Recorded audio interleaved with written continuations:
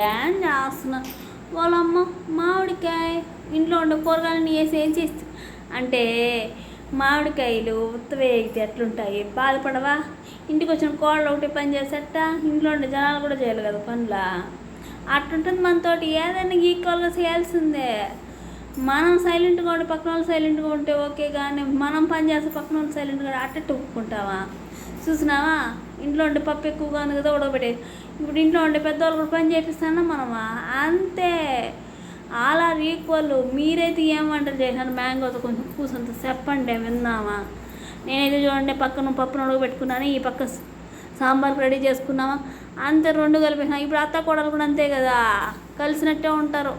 మళ్ళీ ఎవరి ఫీలింగ్స్ వాళ్ళవి, ఎందుకంటే ఈగో హర్ట్ అయిపోతుంది. ఏం చేద్దాం, ఏజ్ డిఫరెన్సు.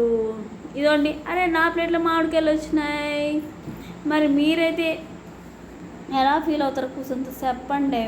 నేనైతే మామిడికాయ సాంబార్ చాలా బాగా చేశాను. అసలే సమ్మర్ సీజన్ గుర్తుపెట్టుకోవాలి కదండి. సబ్స్క్రైబ్ చేసుకోవచ్చు కదా, ప్లీజ్ సబ్స్క్రైబ్ మై ఛానల్.